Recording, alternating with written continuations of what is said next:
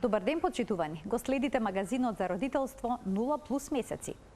Депресијата кај тинејџерите не е толку честа како што се мисли, но е доволно сериозна за да ја препознаеме навреме.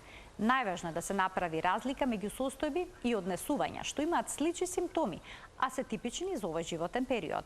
Па како да се направи дистинкција меѓу тагата, меланхолијата и лошото расположение кај тинејџерите од депресија? Ќе прашаме асистент доктор Билјана Гагачовска, субспецијалист по детска и адолесцентна психијатрија.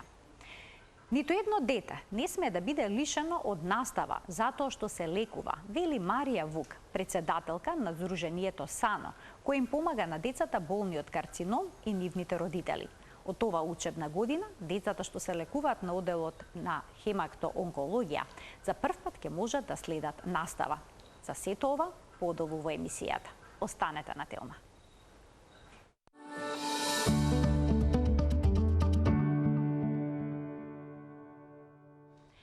Се за депресијата кај тинејџерите, денеска од разговорот со асистент доктор Билјана Гагачовска, субспецијалист по детска и адолесцентна психијатрија во Универзитетската клиника за психијатрија во Скопје. Докторке, добре ни дојдовте во студиото на Телма. Добар ден. Добар ден, добро ве најдов. Како да се направи разлика помеѓу тага и меланхолија, што може да се јави кај тинејџер, од депресија? Кои се првите знаци кои што кажуваат дека тинејџерот не е само лошо расположен, туку постои некаков проблем? Па видете вака, тагата е нормална емоција која што се јавува и е поврзана со чувство на загуба, со незадоволство и секогаш е врзана со одреден настан. Таа има почеток, пик и крај. Но она кое што е значајно е поврзаноста со одредена случка, одреден настан. Тагувањето, лошото расположение, таа почнува и завршува. За разлика од клиничката депресија, која што е малку поразлична состојба, да и тука имаме тага, но состојбата трае минимум 2 недели и повеќе од 2 недели секојдневно и го пореметува функционирањето на детето.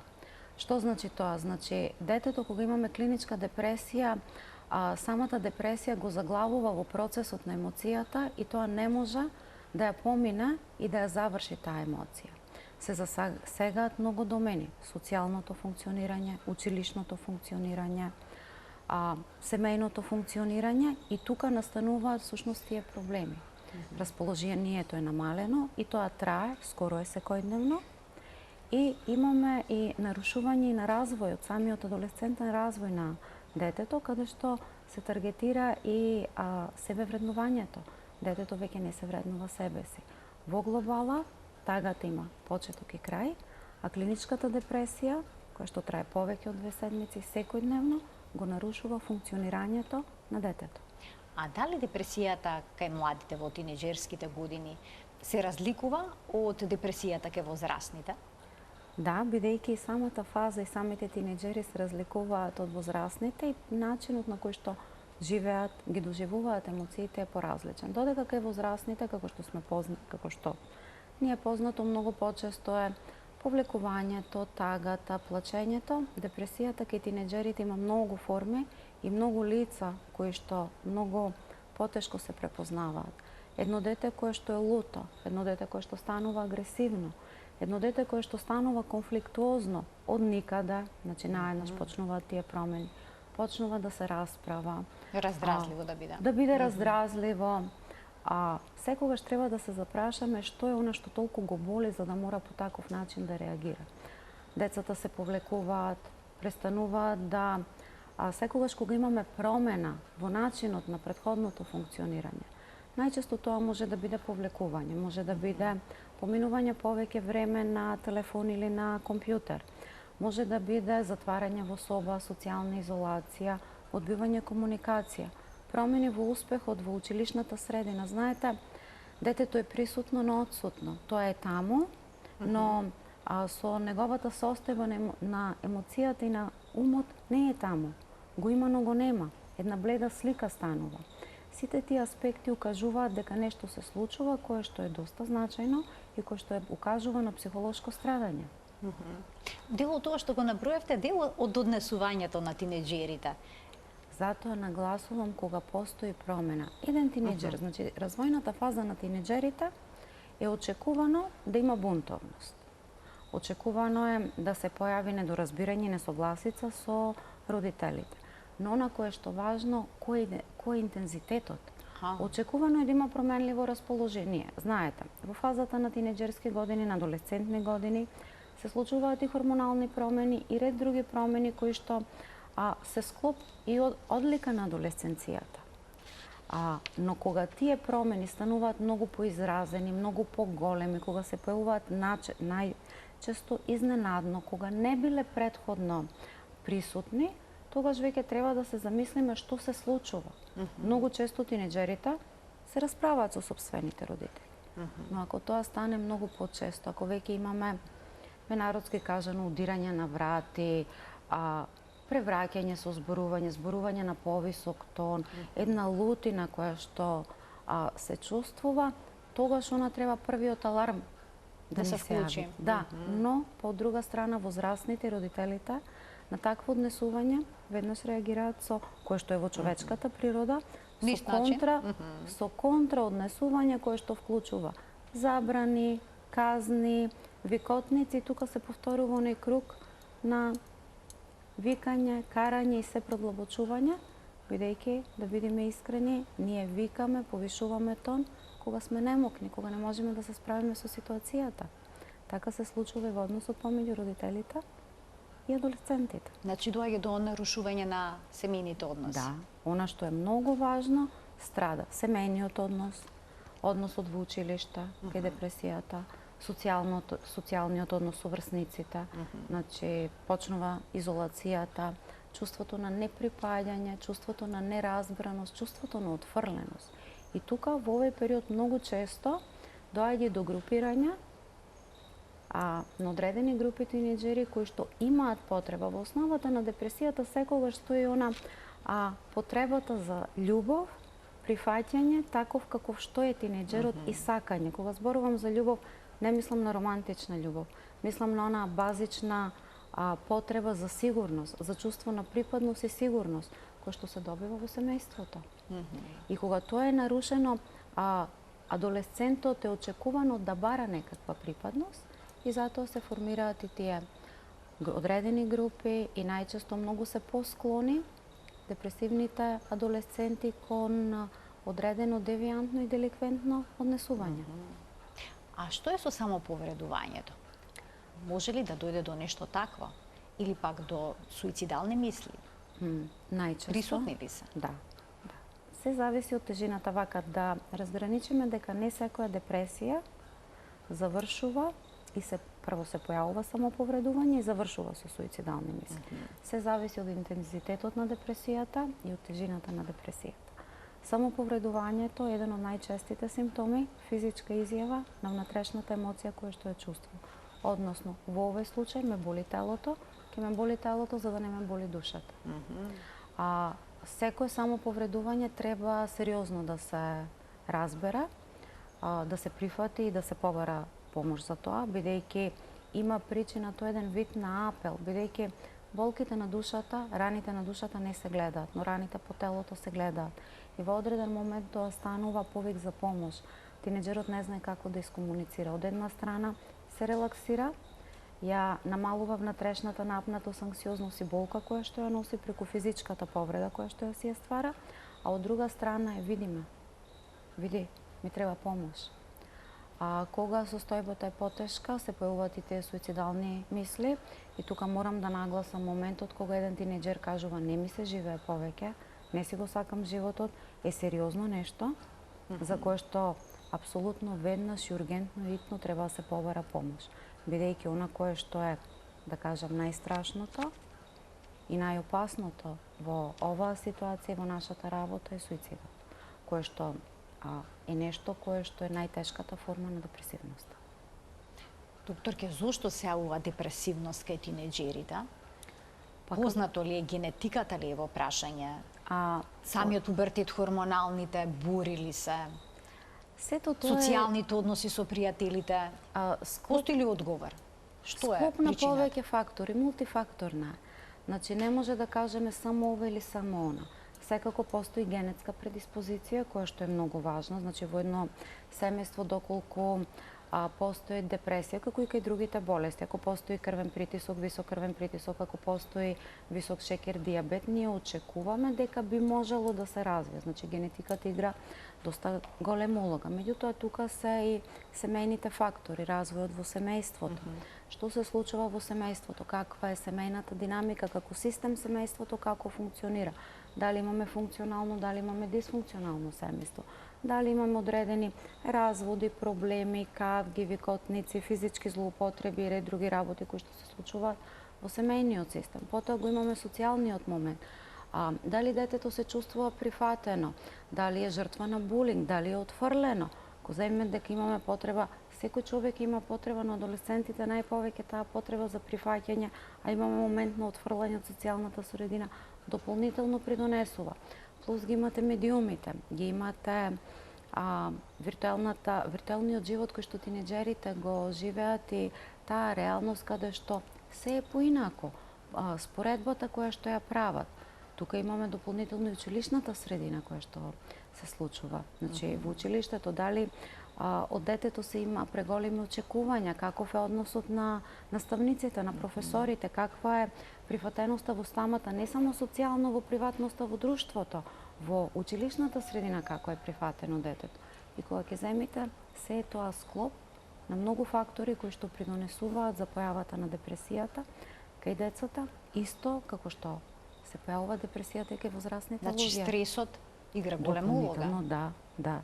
Бидејќи во сите овие релации, сите ова што го пишавте, стресот доколку доминира. Па тоа е стрес, имате еден булинг, значи едно дете кое што е жртва на булинг, врсничко насилство кое што има, кое што е отфрлено, очекувано е да се појави сега во зависност од неговите силни страни, систем на поддршка, резилиентни сили, семејно функционирање, дали таа депресија ќе дојде до клиничка значајност или ќе помине полесно, се многу фактори кои што укажуваат на тоа. Што треба да направат родителите кога ќе забележат вакви промени во однесувањето на тинеџерот? Прво што треба да направат е да разговараат со детето без да го осудат. Знаете, пак ќе повторам стравот. Родителите, никој не сака да го гледа сопственото дете кај што страда.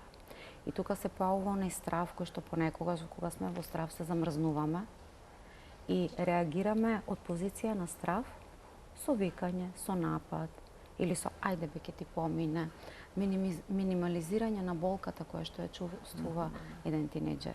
Она што е најважно е родителите да разговараат со сопствените тинеџери. Како докторки да разговараат со тинеџери, затоа што е навистина многу тешко.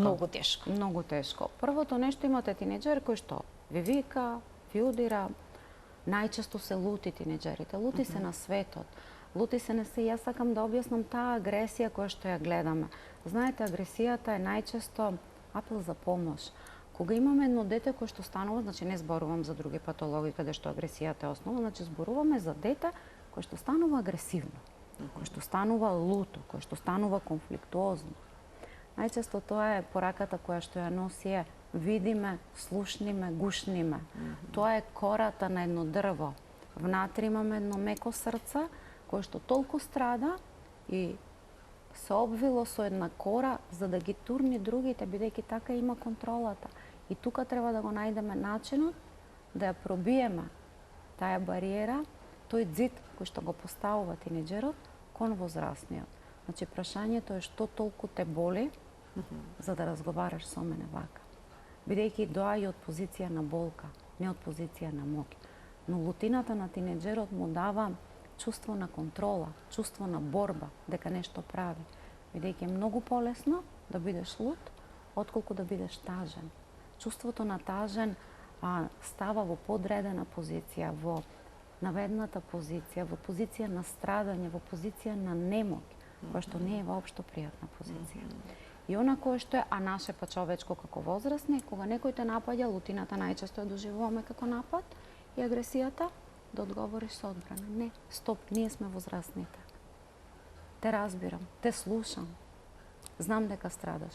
Јас те сакам, иако ти си лут или лута. Дај простор да разговараме, да се прифати, а не она, ајде ќе ти помини. Глупости. Дали ме разбирате? Така. Многу пати минимализирањето дополнително, самиот тинеџер се чувствува отфрлен. Самиот тинеџер се чувствува неприфатен, зборувам кога имаме депресија. Значи, адолесцентот е во таква, врви во таа криза, каде што ја чувствува таа отфрленост, има потреба да биде, значи, сакан таков каков што е, прифатен таков што е, каков што е. И тука, ако се продолжи притисокот, ако еден адолесцент кој што наеднаш имаме пад на школскиот успех, веднаш треба да се запрашаме што е тоа, зошто, што се случува. Меѓутоа, знаете, во денешното време темпото кое што е налага, ние избравме да не зборуваме. Прво не зборуваме меѓу себе, не се прашуваме меѓу себе, а уште помалку се разговара со децата. Оние моменти на како си, како ти помина денот. Адолесцентите суптилно, ни суптилни пораки кажуваат многу. Наше е само да го препознаеме и да им даеме до значење дека не се сами. Ние сме возрастните. Одговорноста е наша да им помогнеме. Тука сме за вас. Да, боли, темно е. Меѓутоа има светлина. Детето не е неговата болка, детето не е неговата тага. Ќе помине, тука сум до тебе, тука сум да ти помогнам, за да го поминиме патот заедно. Тешко е, бидејќи пак ќе повторам. Едно дете кое што страда, еден адолесцент кој страда целото семејство. Дали депресијата кај тинеџерите може да помине сама од себе, без третман од стручно лице? Доколку станува збор за блага, лесна депресија, доколку има семеен систем на поддршка, семејство каде што имаме разбирање, имаме поддршка, имаме комуникација, имаме добри сили и снаги за да се одржи и помогне на тоа дете, каде што немаме отфрлање, каде што немаме притисоци, да може, но само во оние лесни форми, бидејќи пак ќе повторам, многу често ја знам да кажам, најчесто родителите се тие кои се загрижени и кои што се плашат и сепак да се разбериме, мојата професија се уште е стигматизирана. Тоа сакав да ја прашам. Многу е стигматизирана и многу е страшна, иако не е толку страшна, што викам, тоа го зборувам. Доколку имаш покачен крвен притисок, одиш на доктор и бараш помош. Доколку имаш покачен шекер, имаш диабет, одиш и бараш помош. Ти не му зборуваш на притисокот, притисок спадни. Бараш помош и го третираш. Каков е начинот? Вклучувај веќе узам како крвниот притисок, како најпрактично нешто за споредба. Значи имаш хигиено-диететски режим, имаш физичка активност, ако има потреба, имаш и терапија. Истото е кај нас. Имаш разговори, имаш советување, имаш психотерапија, доколку има потреба, имаш и фармакотерапија. И сето тоа е заедно. Се гледа комплементарно. Секој пристап е индивидуализиран. Не може да кажеме дека ние секоја депресија е иста. Прво, секој дете е различно. Секој дете доаѓа од различно семејство. Секој семејство е различно. И како викаат, секој семејство е тажно на свој начин. Сите семејства се срекни, скоро на иста начин. Секој семејство тагува на свој начин. И пристапот е индивидуализиран. Не секогаш има потреба од психофармакотерапија, кој што е најстрашниот момент, од кој што возрастните се плашат. Така се плашат, стравуваат и обично Да, најдобриот пристап е бараат некои други алтернативи. Најдобриот пристап е комбинираниот пристап, каде што имаме и психотерапија и доколку има потреба психофармакологија. Некогаш може да се оди и со поддршка, зборам од аспект на природни антидепресиви, со фитотерапија која што помага. Но кога има потреба, видете, од наш аспект како професионалци и стручни лица, за нас е најлесно да нема терапија. Верувајте. За нас е најлесно другиот избор. Психофармакотерапијата и за нас е тежина. Така да, кога лекар се одлучува да го даде тоа, навистина има потреба. И она кое што е важно, колку побрзо започнеме да ја лекуваме депресијата, толку побрзо ќе завршиме со лекување на депресијата. Толку побрзо децата, адолесцентите ќе излезат и семејството ќе излезе од таа состојба. Каква е улогата на семејството во целиот овој процес, кога треба да има третмани. Дали и тие доаѓаат кај психијатарот заедно со детето? Заедно со тинеџерот, поточно. Значи, најважна, улогата на семејството е најважна. Како е, разговарате со семејството, разговарате со тинеџерот, како изгледа целиот тој процес, сега да им појасните на гледачите? Детето, тинеџерот е дел од семејството. Семејството е систем кој што вклучува родители, браќа, сестри, сиблинзи, има, нема или само едно, кога збораме, потесно семејство. Негде се и проширени семејства. Ако страда само детето, ние ќе го третираме детето, но мора, пак ќе кажам, децата не се раѓаат со прирачник за употреба, ниту па тинеџерите. Така да потребно е да се разговара и со семејството. Кои се чувствата за една мајка која што го гледа сопственото дете, дека страда, дека се самоповредува? Ако очекуваме таа мајка да биде мирна и да биде среќна, апсолутно тоа е невозможно. Очекувано е таа мајка да страда самата. Значи, таа мајка да биде вознемирена, да биде напната, да не знае што се случува. Страда, секоја мајка страда кога го гледа детето да страда. Незиното страдање се однесува во незиното однесување и функционирање. Еден татко, колку знае, колку може да го препознае тоа, сега не сакам да стереотипизирам за поделеноста на машко-женски улоги, меѓутоа и тој е исплашен. Начинот на кој што ја покажува таа исплашеност е друга. Во тие чувства се случува однесување кое што наместо да помогна, одмага. Тука е нашата улога прво да им дадеме на родителите сигурна средина да сватат дека прво не се сами. Да бидат разбрани и самите родители и потоа да се укаже каде треба да се најдат промените. Семејството е најважниот дел од лекувањето на тинеџерот. Тука се добива поддршката.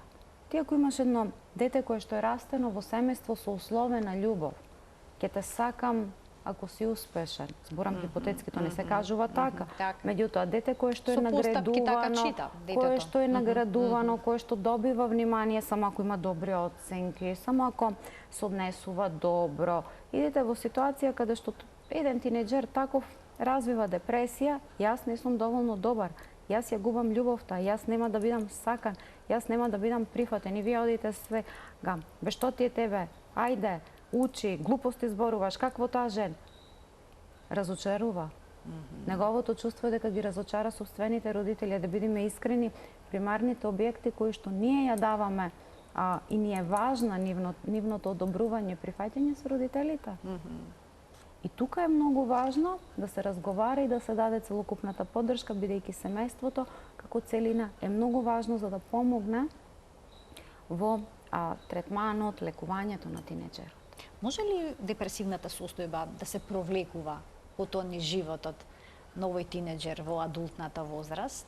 Зависи. Многу работи, многу фактори се тука. Прво, дали станува збор за ендогена депресија. Што значи ендогена депресија? Тоа е оној тип на генетска депресија, како што викам диабет тип 1 и тип 2. Потоа, дали е лекувана депресијата? Кога е започнато да се лекува депресијата?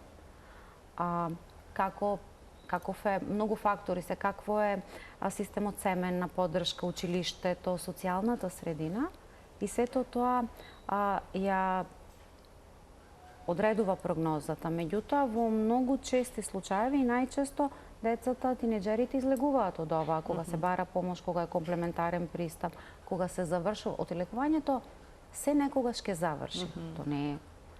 Многу често не се повторува.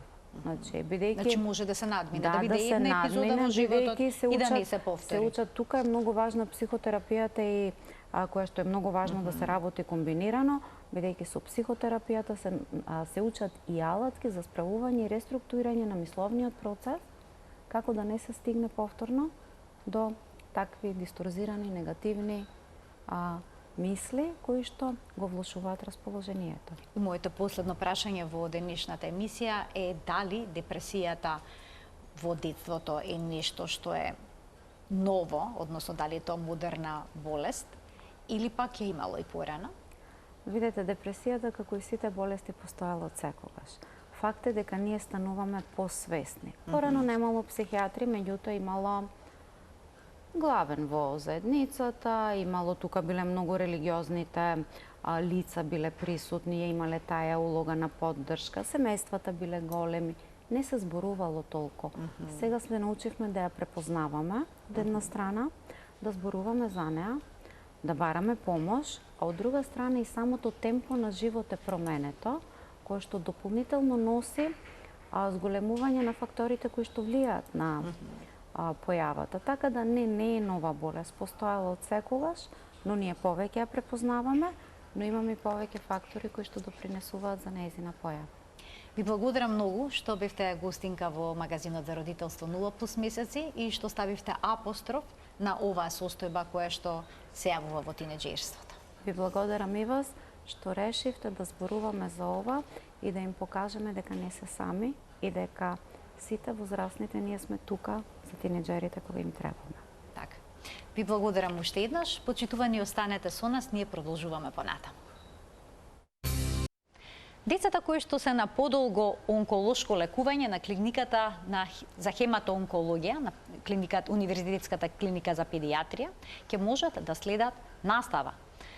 Бидејќи секое дете треба да следи настава, тоа вели нашата денешна гостинка Марија Вук, која што е председателка на САНО, тоа е Сдружение за поддршка на деца болни од карцином и нивните родители. Марија, добре ни дојдовте во магазинот за родителство 0+ месеци. Многу ми е драго што сум ваша гостинка, всушност почестена сум и со задоволство денеска ќе ви зборувам за воведување на формалното образование и за децата кои се на подолготрајно лекување, особено за оние кои се на хематоонколошкото отделение при детската клиника во Скопје. Овој потик за проектот е ваш личен и е длабок, бидејќи пред 20 на години вашиот син се лекуваше од леукемија во Франција. Како таму изгледаше сето тоа? Знаете како? Иако беше многу одамна, мене сеќавањата, особено затоа што се бурни, болни и многу емотивни, ми се како да се случија вчера. Системот е неверојатно насочен кон потребите на граѓаните и секој еден нов пациент, особено ако е на училишна возраст, го преземаат социјалните работници, психолозите и наставниците. Родителот всушност и не се грижи за тоа, јас и не знаев дека постои образование во болница. Тие го земат по своему, прават анализа, кои се неговите капацитети, што може тоа дете да се облада и го внесуваат во образовниот процес. Исто како сите други здрави деца, се разбира со мали промени во однос на состојбата на детето. Повеќе од една деценија всушност се боревте да го реализирате овој проект. Да, токму така. Сдруженијето САНО работи повеќе од 10 години и многу од нашите проекти не се затоа што ние така сме ги измислили или така ни дошло, туку тоа е резултат на сите наши посети кои ги имаме по европските центри, по европските болници, но особено сме ангажирани во вмрежувањето на организациите како нашата од поранешна Југославија. Многу научивме од таму и една од идеите или една од работите кои сакавме да ги имплементираме и за нашите деца беше токму ова образование во болница. Од Македонија беше единствената која немаше образование за овие деца. Всушност, нашето Министерство за образование и Бирото за развој имале постојачки правилник, но најверојатно не бил доволно регулиран и образованието не се одвиваше. Имаше некои така спорадични обиди, некоја наставничка која е посовесна, па се обраќа. Делумно за сите кои ќе се разболи детето од канцер е голем шок и малку се повлекуваат и не многу настојуваат детето да биде внесено во процесот. Но ние силно веруваме дека секое дете, без разлика дали е на лекување, дали е здраво или дома се лекува, има право на образование. Не треба да биде лишено всушност од настава. Никогаш. Сега како изгледа таа настава? Ќе се следи онлайн, бидејќи дел од децата примаат хемотерапии, нивната здравствена состојба и не е едноставна. Така, секако станува збор за една сложена и тешка здравствена состојба, особено кога децата се лекуваат од канцер. Образованието ќе се одвива онлайн и веќе Евотек. И веќе се одржува образованието, ќе користат истата платформа која користија за време на короната. Тоа значи дека и на наставниците и на децата веќе им е познато како функционира. Се вклучуваат на самиот час? Да, децата имаат можност да се вклучат на самиот час, доколку се во состојба, доколку здравствената состојба тоа им го возможува. Ако не може, тогаш може само да ги слушаат предавањата. Ако и тоа не може, тогаш наставникот подготвува за него посебна програма која детето треба да ја совлада и потоа ја враќа. Со оглед на тоа дека динамиката на болеста не е секогаш предвидлива, наставникот и лекарите се договараат што е во моментот најдобро за детето. Дали е тоа да се вклучи директно и може да следи, или е тоа некако отпосле да ги реши задачите, но секако тоа се прави под контрола и под водство на наставникот. Дали наставниците има никаква обука за сето ова? Да, така е. Опфативме околу 100 училишта од цела Македонија, особено таму каде што имаше деца или училиштата кои пријавија дека имаат деца на подолго образование. Експерти од неколку области одржаа обука за наставниците од тоа како да се однесуваат, како да комуницираат, што треба да им се предаде, дури од лекар, хематонколог, педијатар им беше објаснето во кој состојби детето може да западне, кога би можеле малку да олабават со програмата, кога малку повеќе да се сконцентрираат на тоа. Имавме и психотерапевт, дури имавме и младенец кој некогаш бил болен од канцер, сега го победил, па го сподели своето искуство како тоа изгледа да си во болница, а да си надвор од образовниот процес. Сигурно не е едноставно. Па, секако дека не и остава трага за целиот живот. Детето се чувствува отфрлено, несакано, дека нешто му не достига, другарчињата, најверојатно стравувајќи да не го повредат или да не прашаат малку повеќе за интимата на пациентот, го отфрлаат, си прават посебни групи и тоа е навистина многу тешко за едно дете кое се бори со една тешка болест. Покрај тоа што е захтевна, болна, има многу боцкање, тоа и емотивно е празно. Него општеството или заедницата го отфрлила. И социјалниот живот му е пропаднат. Секако, што е навистина недопустливо, особено во овој век. Така. Колку дечиња во моментов на ваков начин следат настава и дали се сите тие онколошки пациенти? Според правилникот кој го донесе Бирото за развој на образование, децата може да следат онлайн настава во болница или дома, доколку се подолго од 3 недели одсутни од образовниот процес. Училиштето еве сега, баш 3 недели од кога почна.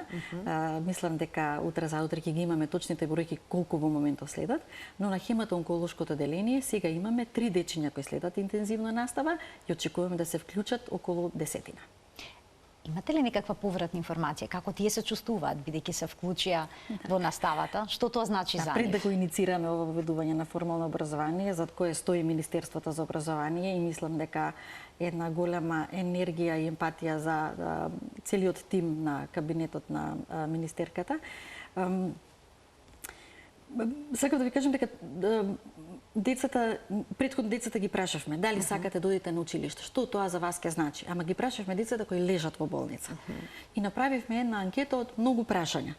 На крајот заклучивме дека тие одвај чекаат да бидат заедно со нивните другари. Единствено се плашеа како ќе им бидат оценките, дали ќе можат секоја лекција да ја совладаат, дали ќе им се смеат другите затоа што немаат коса, ама за тоа ние вклучивме еден психолошки тим кој работи со децата и кој ги подготвува дека е тоа процес на лекување и дека сосем во ред да помине и ќе се вратат како порано, ќе имат ново нормално. Каква беше вашата реакција пред 20 на години кога вашиот син требаше да биде вклучен во настава во Франција? И тоа претпоставам на француски. Да, се разбира. Тој имаше 3,5-4 години. Беше вклучен во нивното предучилишно образование.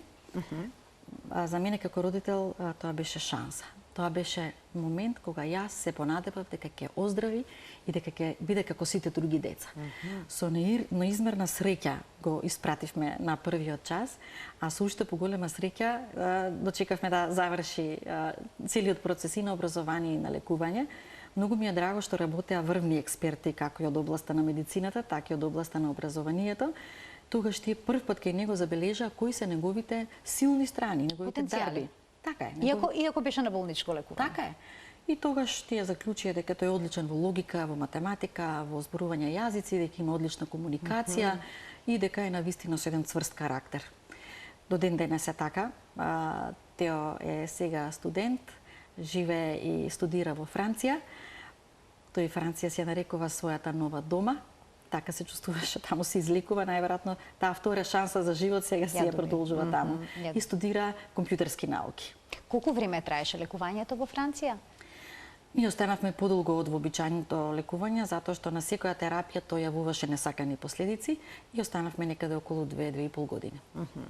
И потоа се вративте тука, но постојани контроли претпоставам дека правевте. Да, на почетокот многу често, на секој месец, па на 3 месеци, па на 5, па на 6 и така некако до 10 години. И тоа искуство го пренесовте тука? Секако. Како реагира кога споменавте настава, училиште во следење настава во болница? Каква реакцијата беше на тукашните родители кои што ја има истата битка како и вашата? Многу често кога одиме на клиника и со волонтерите, а волонтерите се всушност сега млади кои некогаш биле болни од канцер, родителите во нив гледаат надеж. И тие викаат моето дете еден ден ќе оздрави и ќе дојде кај вас во организацијата, па ќе волонтира.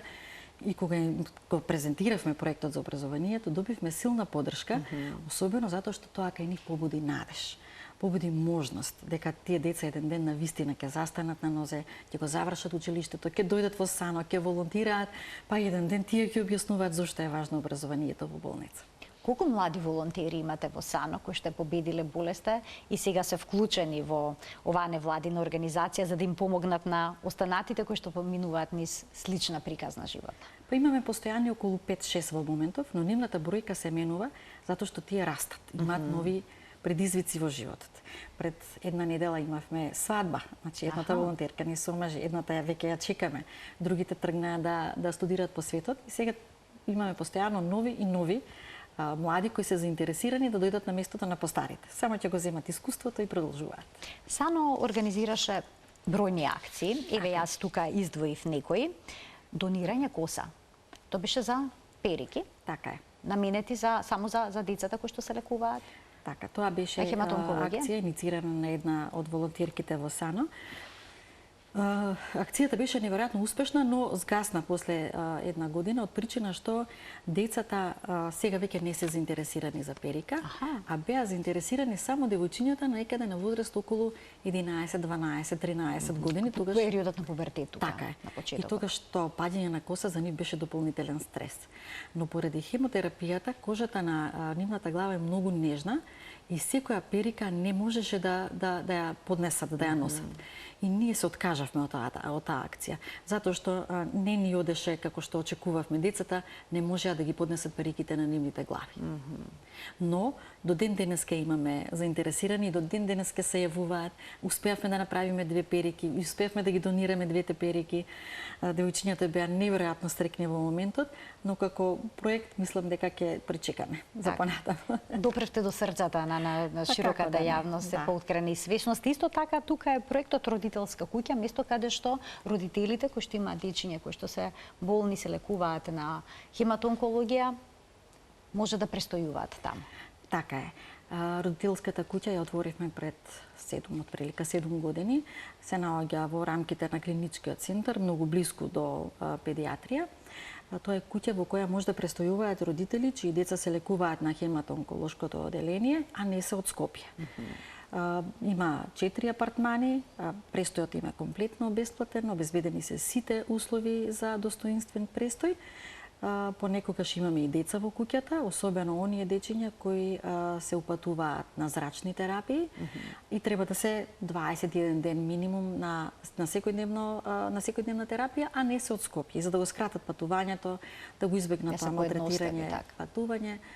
Тие престојуваат. Значи може таму и подолг престој да имаат. Секако. Така, потоа звончето на онкологија. Да. Оној всушност символ на победа на болеста. Така е.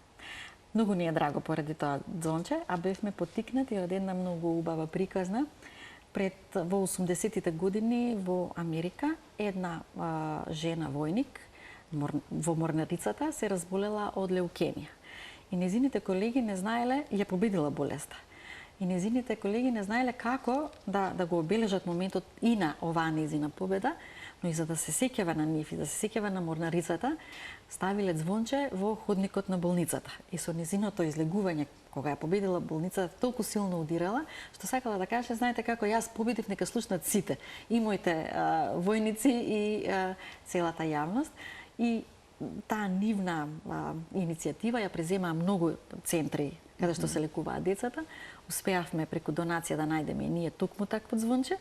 И сега нашите деца, кои ќе завршат со терапијата и кои ќе оздрават, си одат дома и звонат сите да слушнат. Сите да сме здрави и си одиме дома. Така. Еден прекрасен символ. А што е со тивката соба, што е таму отворена? Што е тоа? Тоа е една просторија во рамките на едно од одделенијата на хематоонкологија на педиатрија. Тоа е соба која направивме наменета исклучиво за децата кои лежат во болница. Тоа е соба каде што има многу играчки, има многу дидактички играчки, има Не љути се човече, има фломастери, има боици, има дури и Nintendo. Тоа е соба во која децата може да избегаат од болнички кревет, да им избегаат од набоцките и на болките и барем 10 минути да се почувствуваат како дома, како во својата соба. Тоа е соба кај што може да се повлечат, кај што треба да им биде тивко, каде што нема плачење, каде што нема... Ја посетуваат? Па ја посетуваат, секако. И мајките кои лежат со децата и децата. И на родителите има потребна тивка соба? Да, ние наоѓаме неколку начини да им помогнеме и на родителите. За нив имаме организирани и летни кампови, па заедно со своите деца ги носиме во Струга, во одмаралиштето Солферино и секоја година работиме и со мајките и со децата, баш на тој мир и на таа тивка соба прво во нивните срца и душа, а понатаму и во животот. Марија, имате ли сила да се соочувате со болката на родителите? Имам. Вие минавте низ едно Така такво е. искуство, познато ви е. Многу е важно како родителот ќе прифати дијагнозата и како ќе се носи со неа. Најтешко му е на детето. Особено затоа што е тоа болен и долг процес. И покрај сите овие изолации, детето кое не е социализирано, му треба по тоа време да се врати.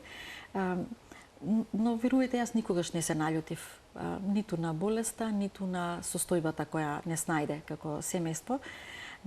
Ме направи посилна како човек. Јас од секогаш мислев дека сум многу силна и дека можам се. И бев новинар, па пишував разни истории и одев на секаков терен, но тоа е ништо во споредба на една мајка која се бори за животот на детето. Реално, ние ништо не можеме да направиме, освен медицинскиот персонал која дава терапијата. Но поддршката и љубовта на родителот, а начинот на кој родителот се носи со болеста на детето, многу му помага. Му ја олеснува состојбата. Јас научив да бидам подобар човек од кога мојот син се разболе и се лекуваше.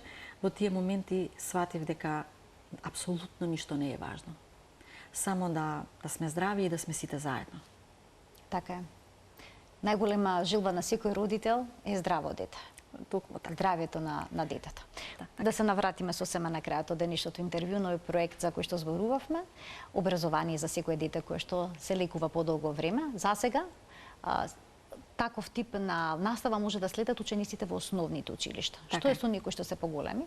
Какви се идеите за овој проект понатаму? Секако Министерството интензивно заедно со Бирото за развој работи и да го прошири овој проект и на оние што се во средно образование. Мислам дека е подготвен и правилникот. Тука се јавува еден друг проблем, а тоа се насочените училишта. Тоа значи дека што се случува со оние или што ќе се случува со оние ученици кои одбрале, да речеме, да бидат идни лекари или идни фризери, идни готвачи, електромеханичари, сите оние што имаат интензивна пракса.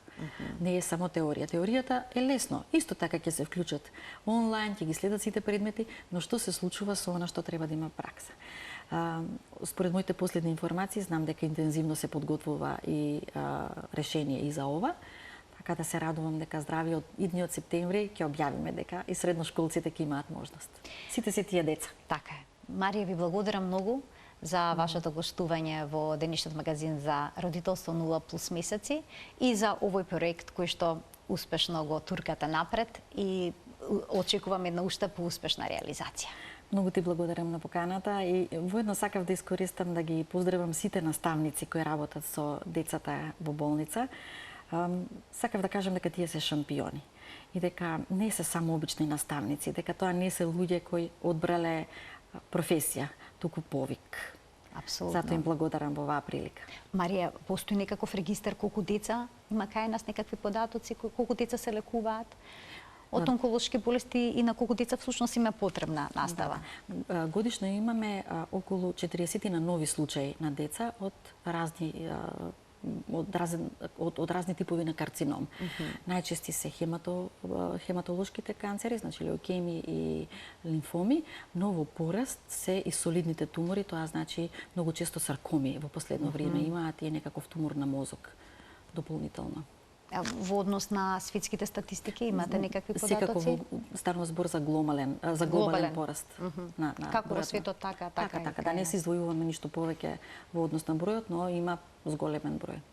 Како кај нас, така и во светот. За жал. Да се надеваме дека овие бројки понатаму ќе бидат поинакви, бидејќи медицината оди напред и сето тоа дека ќе се откријат и причините, но и подобри третмани за сето ова. Сигурно сум мора да биде така. Благодарам уште една за гостувањето. Ти благодарам. Ким се заблагодарам и на гледачите што и денеска не следеа со внимание. Почитувани ви посакувам пријатен ден.